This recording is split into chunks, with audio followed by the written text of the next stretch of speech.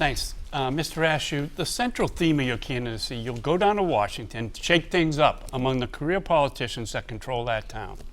Now, how can someone like you, who for more than a decade was a Capitol Hill lobbyist for one of the world's largest defense contractors, be a credible reformer for meaningful change? I would love to spend the rest of the night talking about my career because I'm very, very proud of it. The work that I do has saved lives and created jobs. I'm a defense contractor. And as a defense contractor, we have to work with the government. And right now, the Pentagon is located in Virginia.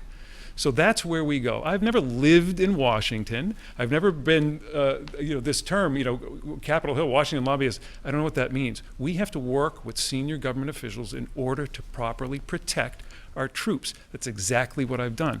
I just referred to the THAAD system that is on the Korean Peninsula now. That would not have happened if we didn't do the sorts of things that are now being held against me. The real question is, if lobbying is so bad, why does my opponent's money come from them? The majority of the money he's raised has come from federal lobbyists, and yet he keeps attacking me. He should be doing the opposite. He should be embracing lobbyists because he's bought and paid for by them. Take 30 seconds. Well, thank you very much. At the last debate, my opponent did finally admit after several questions that he is a lobbyist.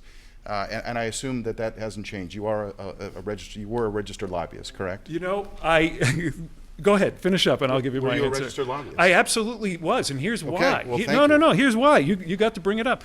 There are a number of important laws that we comply with in the defense industry. One would think he would know that because of how important this industry is to New Hampshire. And I abided by all of them: security clearance, export controls, and yes, access to senior government officials.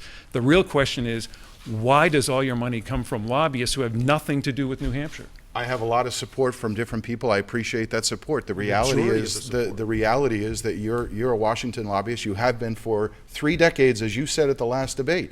And I don't think a lobbyist will be a change agent, particularly given the fact that you are the candidate that is supported and endorsed by the establishment in our state. I'm the guy who's the outsider who's trying to fight for families. I think that is what the choice is about. Not to mention, as the lobbyist, you directed money to Hillary Clinton. You directed money to Nancy Pelosi. Right. You directed money to Jean Shaheen.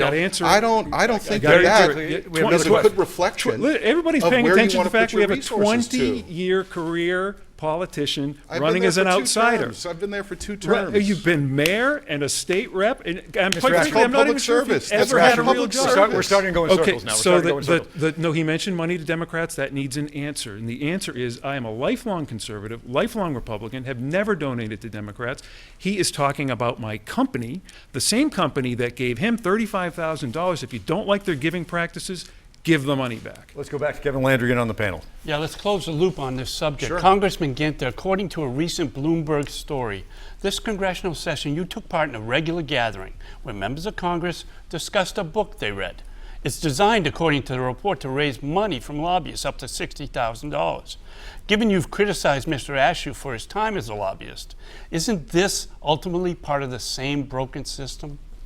No, what I did was read a book called The Conservative Heart, and I encourage everyone watching this debate to read it. It's a great book. It's about how we can provide upward mobility to people who are impoverished, how we can use the conservative message to help the country. Because why?